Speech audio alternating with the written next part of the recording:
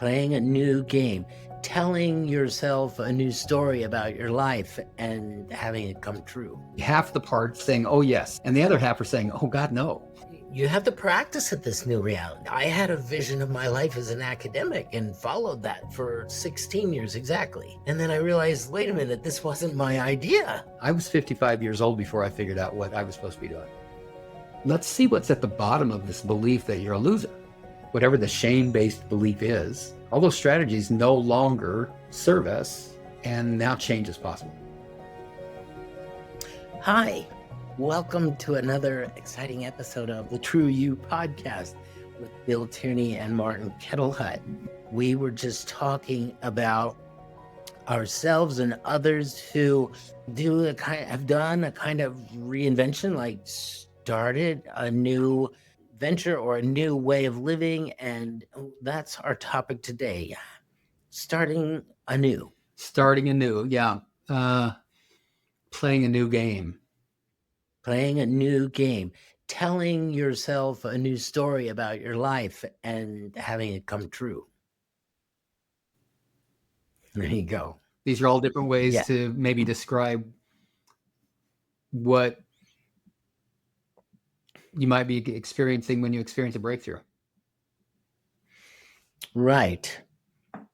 And I, just at the outset, I think this is one of the beautiful things about coaching is that you get, when you work with a coach, support and technology in doing what would probably, if you just thought all by yourself, gosh, I'd like to have this all be different. It'd be very hard.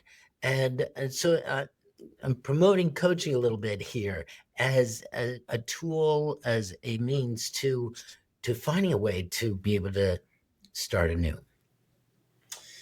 Gosh, my mind is already swimming. I guess it jumped in the pool even before you hit record with coffee. And I don't even swim. But you get the metaphor. I want to talk a little bit about the session that I had this morning without giving away too much detail. If I can just talk about the concept. Yes. Just to give an example. So I'll let the session this morning inform the way I present this.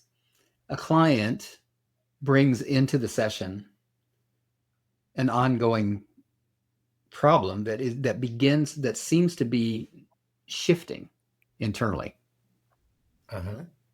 And it seems clear that the shifting is occurring because of the work that they've been doing using the IFS model. So parts of them have been operating from a more accurate context that reflects current reality. Other parts haven't gotten the memo. And so those other parts are still operating from an outdated context from the past. And this sounds like something that's bound to happen. Yes. I know what's going on in me right now. It is bound to happen, especially if we're taking a shotgun approach to helping someone make the changes that they want to make in their lives. As opposed to a focused approach. A focused approach. Focused. An example of a focused approach would be a clearly stated coaching objective. I'm here in coaching because I want to accomplish this specific outcome. And I'm here in this coaching session because given my specific coaching outcome that we contracted at the very beginning of our relationship, today, you and I agreed maybe in the last session that we had together that we would focus on this because that seems to be the next thing that needs to happen. When sessions are focused in that way, all of the parts of the person that are involved in the desired outcome are going to be wanting to speak up. Or in preventing the desired Right. outcome. Exactly. Mhm. One part says this is the outcome that we want. That seems to be the most predominant part that got the client into coaching in the first place. But And the chorus of others stand up and say, wait a right, minute. it might be 50-50 in the system. There might be half the parts that are that are interested in that outcome that are saying, oh yes, something like that. That's what we want. And the other half are saying, oh God, no, no, we can't let that happen. And so that's where IFS becomes so powerful, because it gives us an opportunity to essentially create a plan for hearing from the parts with the loudest voices first, and then the parts that still have something to say after we've heard the loudest voices, so that we really understand what's happening internally before we take any steps at all to try to bring about an outcome that not everybody inside agrees to. Mm-hmm. So this particular client that I'm referring to, we have been more shotgunned than focused. She's a group client.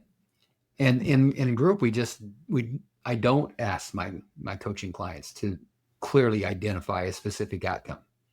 It is more shotgun. Where everybody that's in these groups, men, women, everyone in the group, is there because they recognize that the IFS model is powerful, and what the one objective that they have in common is, they might say in their own words, in their own way, I want to learn better how to work with my parts so that I don't suffer so much, so that I have more power, so that I have more clarity. I want to develop more self-leadership. And so that's what these groups are designed to accomplish.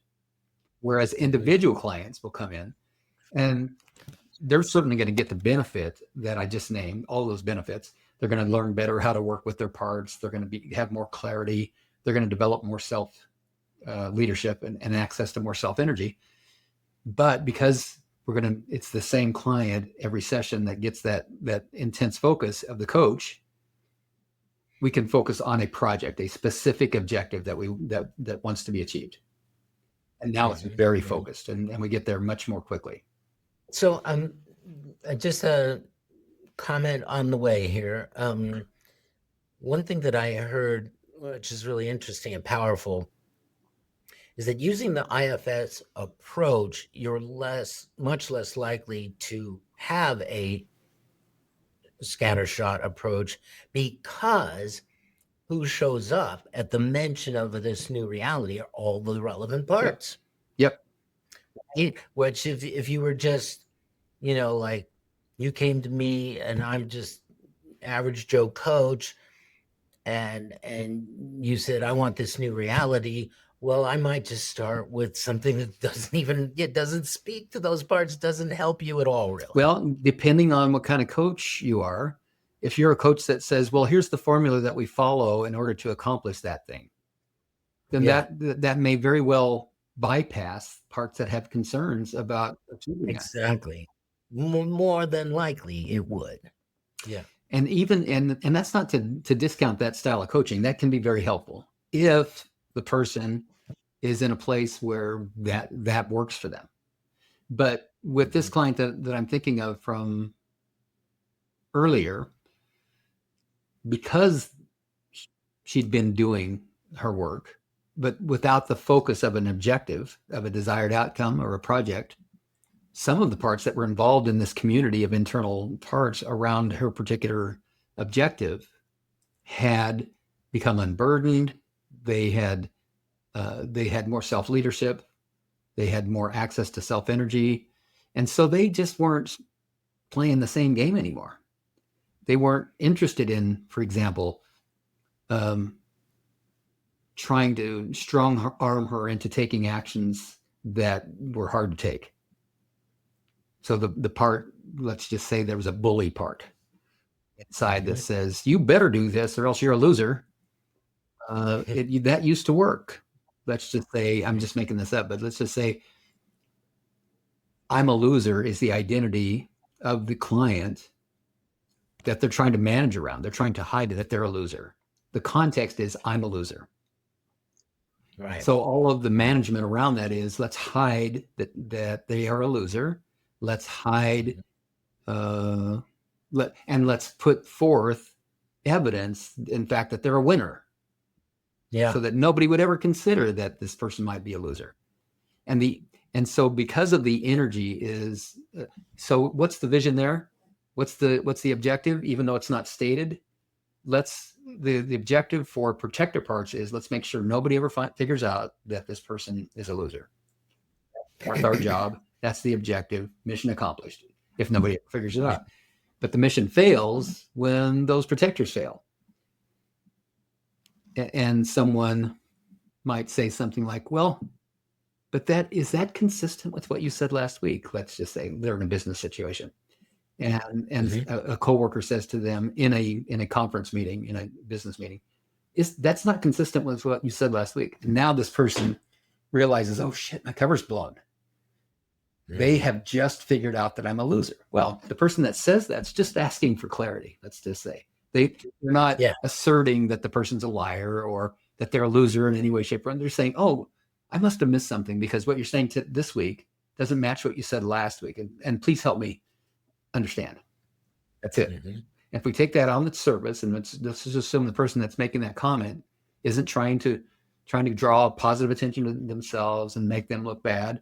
It's just they want clarification.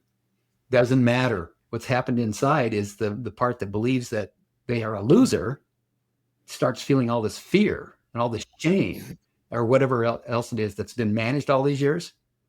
Yeah. And now the whole system falls apart and mission not accomplished.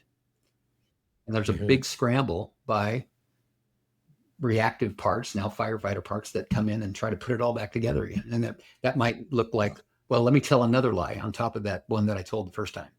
Let me sew something together in such a way that makes sense. Let me scramble here to maintain the image that I want you to have of me, rather than the image that I just now gave you a peek at, that been trying to hide. Accidentally Yes, gave you. right, right. Mhm.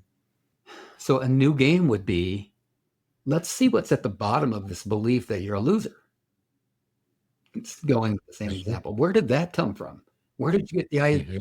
idea that you were a loser? And using the IFS model, we can actually hear directly from the part that made that imagined that was true, and then made it a belief, get its history, and help it out if it's Mhm. open and willing to be helped out. So now, let's just say that happens. And that, by the way, that was a very condensed and quick way to say what would happen over a long process.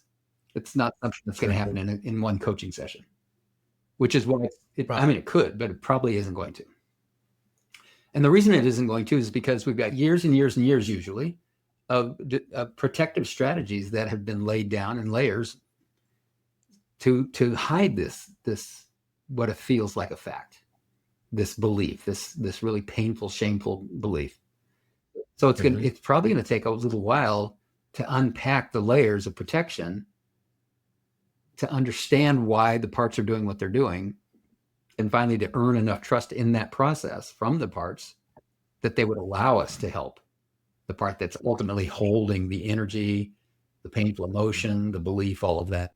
Well, it's occurring to me as you're saying that, as much as I want to keep moving forward, that all of that could even be preventing someone who, you know, can't even get to, a vision of a new reality, and then working with the parts who have something to say about it, because those parts are so blinded me, let's say, to even be able to imagine a new future. Exactly so. How could they? Their capacity is all for imagination is all being used up with survival.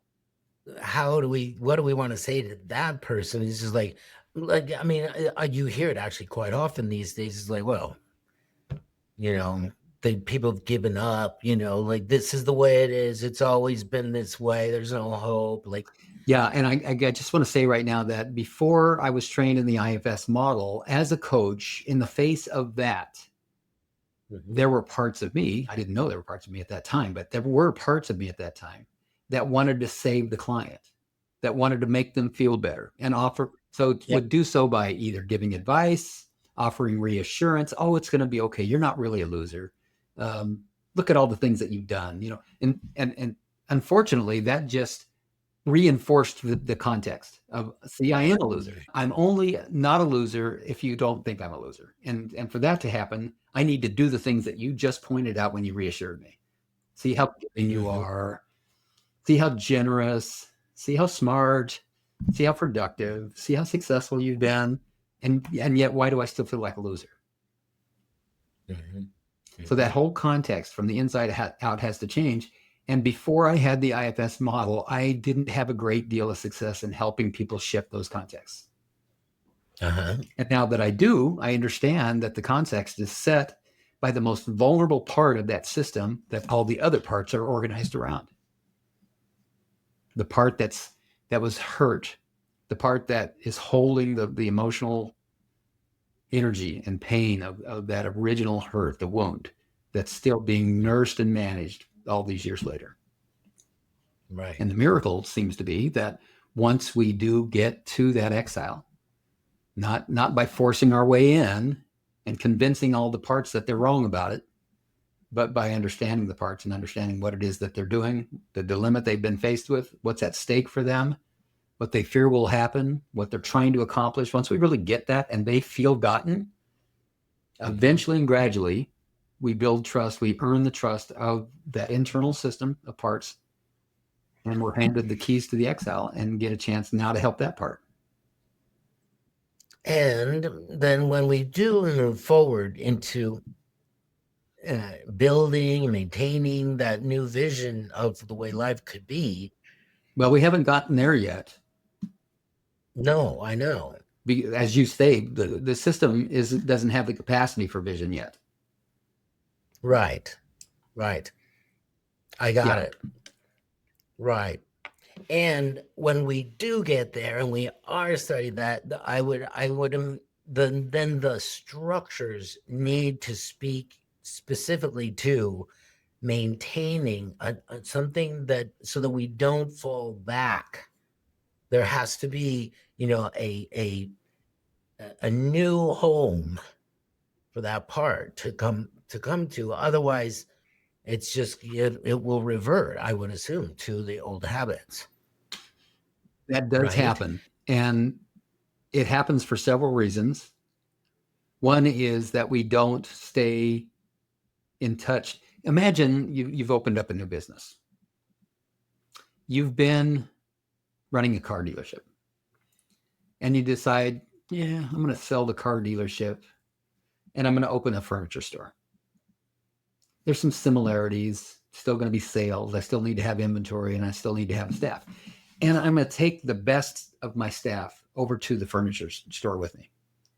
Sell the dealership, bring the best of my staff with me to the furniture store. And we get along great because everybody knows me, knows my expectations, and they already know their job is sales. They just need to get used to it, selling a different product that fits in the living room instead of the garage. So it's not that hard of a transition.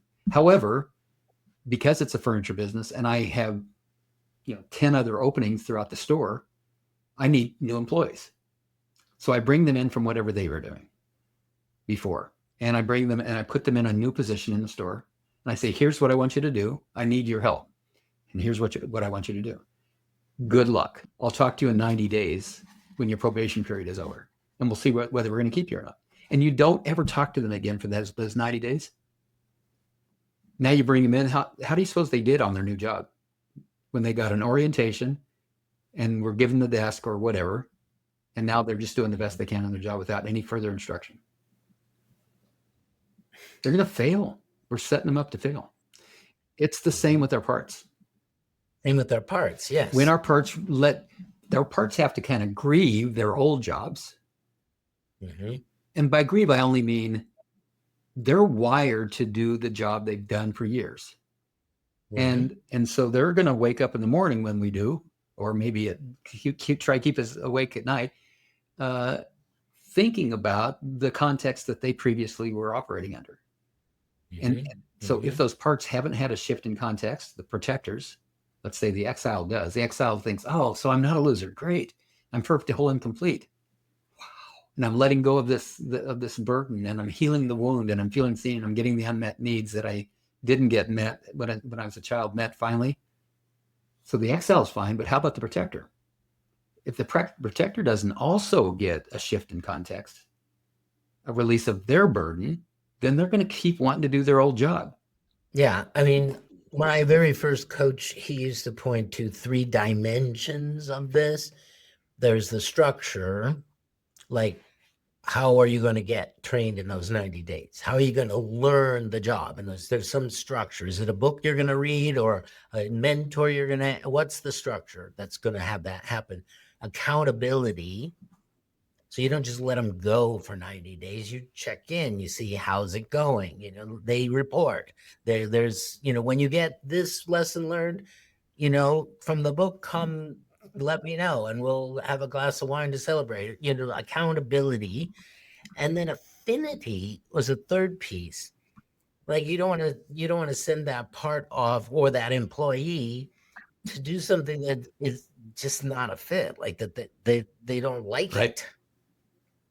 Right? You got to create that new context has to be one that's welcoming and supportive and just like on, you know, on the right terms, so to speak. Like for me, when I had my knee surgery and didn't want to run anymore, but needed to exercise, a structure for exercise I needed, accountability partners, but I didn't want to go to the gym. I don't like gyms, you know, just it's not my culture.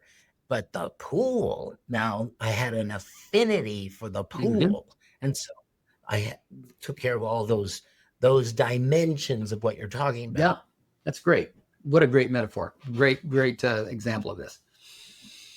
Yeah. So let's go back to the question that you asked. We can either slip back into the old ways if there's not clarity, and if we're missing the elements of integrating the new context.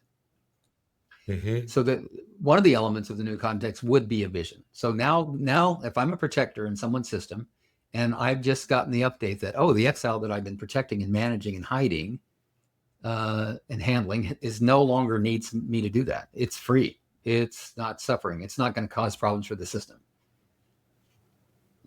Now what do I want to do? If my old job is no longer relevant, what do I want to do? Well, the self-led person who has me as a part might say to me, well, I've got a new vision. Are you interested in hearing it and seeing if there's a place for you in that vision?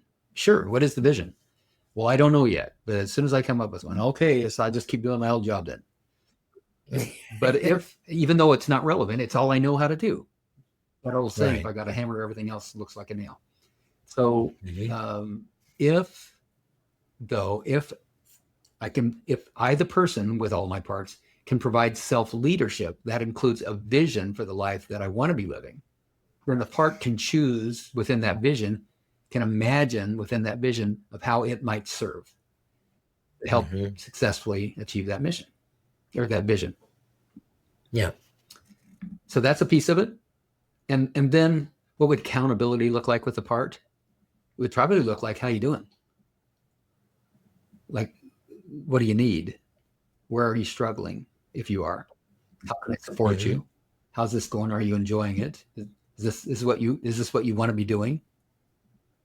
Yeah. Loving parent check-ins is what we call them in the ACA. Adult children of alcoholics and dysfunctional families. By the way, they're changing the name of the program, or at least they're talking about that. Do you know that? I recently heard that they're talking about changing the name of the Adult Children of Alcoholics and Dysfunctional Families program to something like Adult Children from Disordered Families, which would be great because I think a lot of people stop listening after alcoholic. Oh, well, I wasn't from an alcoholic family, so I don't fit in there. Disordered family, yeah. So many of us qualify for that, right? Yeah, exactly. Okay, so back to becoming the loving parent to those people. Checking in with your kids because you love them regularly. Right. Accountability. When they're left alone, when our parts are left alone, once we discover them, learn about them, realize that they've been in internal conflict this whole time, which most of them have been. Like one part is saying, here's how I'm going to hide that I'm a loser. And another part saying, no, no, no, this is how we're going to hide that we're a loser. You're going to hide by trying to say, criticize and shame me every time I want to be seen anywhere. I want to really focus on being excellent at everything. That way, nobody figures out I'm a loser. So you're getting in my way when you don't let me be out in public. And the other part saying, yeah, but you're creating way too much risk when we're out in public. Yeah, right. You can't be excellent at everything without making a whole lot of mistakes, and that's not allowed. We can't do that. These are, of course, just examples of how parts are in conflict with each other inside. And so when they're in conflict and we've discovered them and now we understand their conflict, it's up to us now to mentor them, to help them sort out their differences and unify them with a common vision and common goal. And as long as that common vision and common goal is aligned with internal harmony and balance, and aligned with what I've found is aligned with the unique purpose that each of us has, the parts come alive to that new vision, and they lay down their arms, and they're really they lock arms and walk together toward that new vision. They want to participate in That's it. right. That's right. Because just like we feel enlivened when we're aligned with our flow, with our purpose, when we're that's when we're in the zone. We feel that way because we're blended with parts that feel that way. Our parts feel aligned as well. I'm just looking up the article that I wrote recently on, creating a new vision and following it. Oh, great. After I talk about it a little bit, I say that I'm using a quotation from, I'm not sure, I don't speak Brazilian, but in English I would say Paulo Coelho, the Coelho, I'm not sure how to say his name, but he's very popular. A lot of people have read his books. And he says, when you can imagine a new story for your life, now believe it. Right. And so I was talking about that portion, like, what does it mean to believe your story? Right. And I pointed to a couple of things. I said, speak it, practice it, structure your life to embody it, ask confidants to hold you accountable to it. And before all of that, choose this vision of your life that is authentic. I think, that comes before everything else I just said, really. Like, I had a vision of my life as an academic and followed that for about 16 years exactly. And then I realized, wait a minute, this wasn't my idea. Right. And so like there needed to be okay, what is the authentic me then? That this vision comes from there. Right. I'm thinking about what you just said, that wasn't your idea.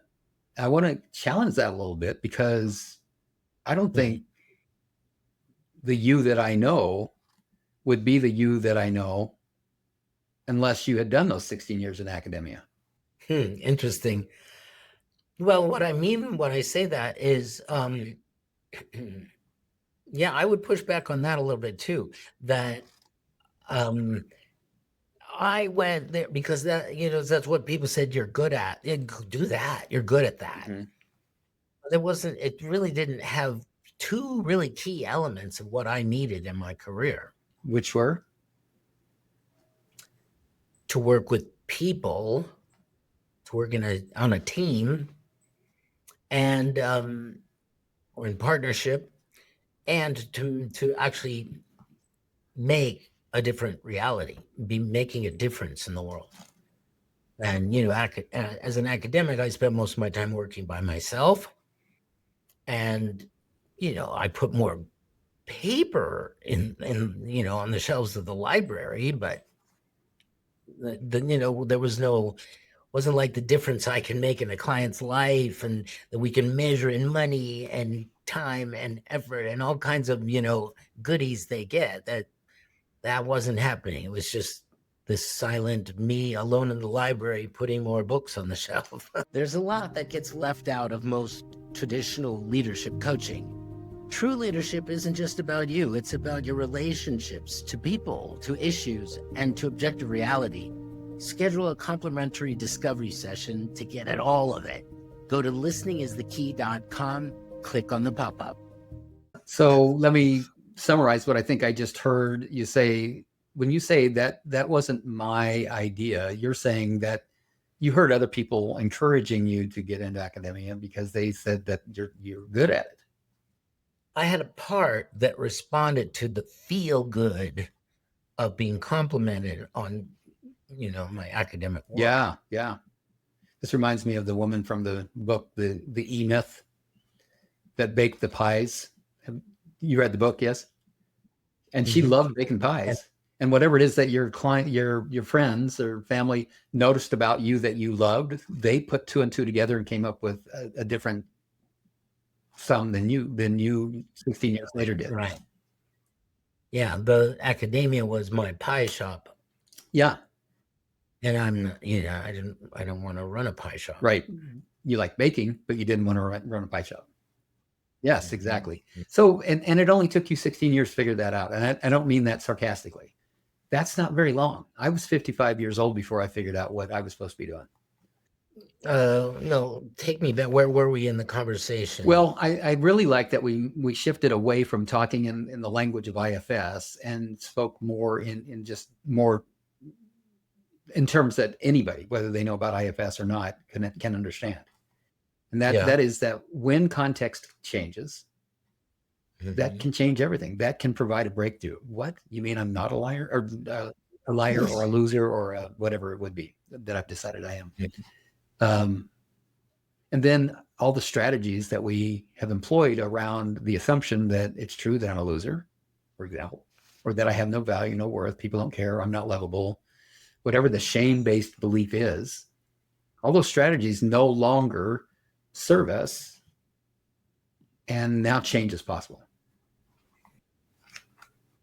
Yeah. Well, I guess I was right. So what I was saying in that article was that when you go to create this vision for your future, life more in alignment with your true self, with the true you have to give yourself some space and time to do that, because you don't want that new vision to be written by all the old parts. Right. Yeah. So they're the right to get this off on the right foot. You have to be willing to let. I don't know. There seems like to let some new light in the room. Yeah. Yep. And my experience has been that when the urgency behind the survival strategies softens back, when the context changes so that, oh, maybe I'm okay, and now the survival strategy and urgency and intensity softens back, what emerges is what was always there in the first place, but that was shrouded or suppressed. And that is innovation, creativity, possibility, all of that begins to emerge. Right. See, now what happened to me personally in that story that, where I had this other career first in academia, I started to hit the wall, and it wasn't, this was not going to be sustainable. And it was just becoming more and more of a stuck place, a headache. Then I did the landmark forum. Yeah. I was invited. I wasn't like I knew what I was getting into either, but I was, destiny sent it right at the right moment, I guess. And and you had to say yes to it, though. Yeah. But my point about that is that it was a big clearing.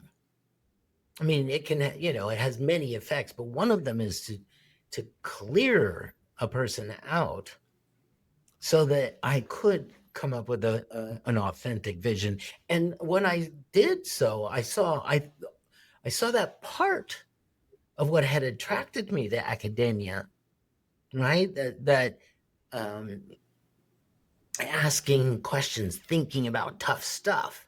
That's what I liked about academia. And I wanted to take that with me, but I wanted to do it in the context of business. And people being front facing with people. Yeah. Right. And making a difference in the world. Right. Exactly. Right. So it wasn't like I had been totally duped. There was a reason why I had gone that way for Sure. 16 years, because I was getting a lot of the satisfaction from thinking about tough things. Right. That was fun. And using your words, when you hit the wall, when you found that it wasn't sustainable, that you weren't enjoying it, Mm-hmm. a willingness began to show up that maybe wasn't there before. Yeah. Maybe that willingness replaced previously a persistence.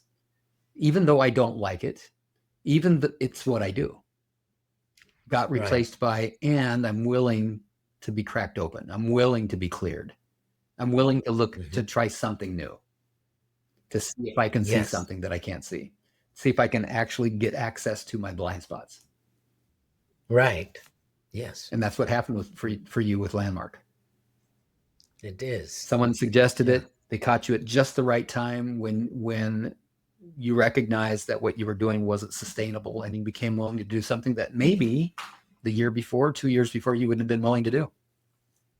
I guarantee I wouldn't have been. I mean, I had been asked to do similar things in the years before and poo-pooed Yeah. them. Yeah. Boy, I've got so many stories of the exact same thing. There's no way, absolutely no way, that would have been willing to drive 4.5 hours to see Byron Katie. This, because what I heard about her was very little, and what I heard was not very remarkable to me. But oh well, I had nothing else going on that day, and my friend said, "Do you want to go meet this crazy woman who claims to not suffer anymore?" Yeah, okay, sure, whatever. And we went over there, and man, it changed. Like that day, my life changed. Same with 1982, November 15th, Alcoholics Anonymous. I go to an AA meeting. It's the second one I've ever gone to. The first one I went with my brother, and I felt like he tricked me into it, and I just wanted nothing more and then to do with that. And then 4 months later, I get asked to go again, but the circumstances now have changed. It's still not because I think I have a problem with alcohol, but now I'm beginning to realize that my wife thinks that I have a problem with alcohol. So I was willing to say yes to something that I'd sworn I'd never do again. And the timing was perfect, because when I went, I was able to really receive and enjoy and appreciate what was being offered to me at that time. And I made it my new addiction. So we could use that as an example, because the next piece that I talk about in the article is you have to practice at this new reality. Like I had 16 years practice being an academic, and you need structures, you need people, and you need to practice at sustaining the new reality, or it goes away. That's how the old reality got established, was with lots of practice. That's right. I hated the taste of beer first time I ever drank it. Right? I hated that first hangover. I had to work really hard to make that my reality. Yeah, right? Yeah. And then I loved it. I didn't love the hangovers. That never got used to that, but chasing after that change and how I felt inside, thanks to the alcohol, that's what. And then I got to a point where I realized it wasn't sustainable, just like you did. I came to a point where things changed inside, and I was willing to try something different. I was recently shopping from a new men's group, and I noticed as I was leaving one of these meetings, man, I just sort of snowed them with all my usual stories about me, told in all the usual ways. Like, oh my God, how do I expect to get a new kind of friendship or new community if I'm doing my old show. Yeah. Yeah. That's what I mean about you got to practice at the new reality. I'm chuckling because I just had a vision of you with a top hat and a cane doing a dance for the men's group. Right? We all have those stories. We've told them a million times. We we're not even present when we tell them anymore because we know exactly how to tell that story. Yeah. Over your right shoulder on the top shelf is looks like a red, white, and blue book called Getting Real by Susan Campbell. And that's, my eyes are drawn to that right now as we're having this conversation. That's Red, white, and black. black. Is it black? Okay. I couldn't tell. It's to your left a little. There you go. Yeah. Yeah, that's one of my favorite It's books. fantastic. Susan Campbell. That was written, I believe, in the 90s. Oh, that's an old book. Yeah. But boy, 2001. Okay. All right. Yeah. That was still the 90s, wasn't it? I'm just kidding. So, yeah, what Susan Campbell basically says is say the scary thing. That's right. Yeah. Be truthful. Be aware of your old shtick and operate outside of it. This is such a good book. Oh my God. You're not crazy. You're complex. When you have mixed emotions, she's like, oh, you're not crazy. You're complex. Yeah. Yeah. Your parts. Exactly. All right, Marty, we need to begin to wrap up here. How would we summarize what we've talked about just now? Well, I think one of the things that we could say by way of summary is that there's the recognition that you want a new vision. There's the creation of the vision, and then there's the implementation of the vision. And in all three stages, you want to be aware of your parts. We also discussed that even though we may not be consciously aware of it, there was a mission or a vision in place before the new vision. And that's also got to be acknowledged and addressed. Right. Yes. What has been the driving force behind all that we do and don't do? What has been the vision or the hope? And many times it is the avoidance of something painful. And with this new vision, once the avoidance of something painful is resolved in whatever way you do it, whether it's the IFS model or another powerful coaching mode or a book that you read or in therapy, you shift from, oh, no longer is my life focused on avoiding pain and suffering. It's now I need a new vision that's more empowering and inspiring. And once that the depth of that previous mission that's now been acknowledged has been resolved all the way down to its core, now there's room for a new context, a new vision. And we also talked about how important it is to treat the newness, the new strategies, the new approach, the new values, the new clarity like a new employee. Right. That's good. Yeah. Where they're just to go back for 1 second to it might not be like in my case, it wasn't a pain that I was avoiding. It was the immediate gratification of a young part, like, oh, you're good at this. Mm-hmm. Right. That's what kept me going for 16 years was that I kept getting those dopamine hits. Oh yeah, you do this well. Yes. Okay. So the pursuit of a pleasure that was really not sustainable. Yeah. The avoidance of pain, the pursuit of pleasure, and now this new vision could very simply turn into another pursuit of pleasure. And that's probably going to not last nearly as long as let's just use your example, 16 years that it took you before, or 55 years for me. Because we'll recognize, oh, this is another temporary, unsustainable thing. And it's being driven by another avoidance mechanism inside. I'm pursuing pleasure so I can avoid something else. And once that context clears, again, in whatever way it takes to whether it's life just serving up life in a way that helps us to expose our blind spots and then move beyond them, then we continue to develop another vision and another vision and another vision. And it just continues to expand and broaden, which feels like a daily process for me. It just, I know. It is. Yeah. And I love it. I absolutely love it. So let's go ahead and say goodbye. This has been a great conversation. I've really appreciated it. As Yeah. always. And I love that we had 5 minutes of planning before we hit record and just explored and discovered and improvised as we went along. I also want to acknowledge that, I've listened to those 2 episodes that you came very prepared for. And while I was in the experience of those presentations, I felt a little awkward and off because I hadn't expected those, as we discussed a couple of weeks ago. When I listened as a listener later, it was just so informative. And I think I forwarded you Cheryl's comments about what a huge difference that it made to hear your presentation on meditation. And she said she took pages of notes. So I thought, well, okay, great, cool. Maybe there's room for us to be prepared and to improvise in these conversations. Thank you for that. Absolutely. Thank you. Thanks for preparing.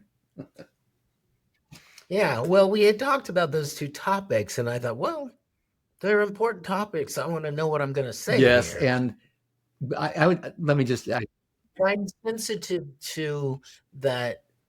A prepared talk does it. You receive it differently, and so I wouldn't want to do preparation at the expense of whatever attraction there is to the spontaneity of our usual conversation. By the way, this is another example of my being willing to shift from what's comfortable to something new.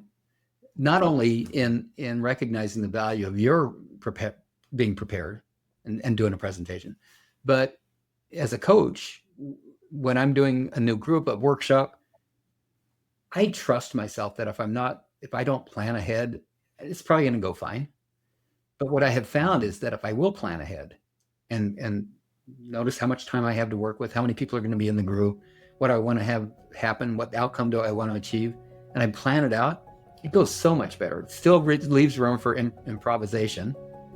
You can always improvise. Yeah. So, that's changed me too. Okay, we need to say goodbye so I can go to my men's group. Thank you, Marty. All right. Enjoy. Bye. We appreciate who you are, that you would be listening to this podcast, and want to acknowledge all those parts of you that yearn for the experience of the true you. If you like this episode, click like, share it with others, and be sure to subscribe.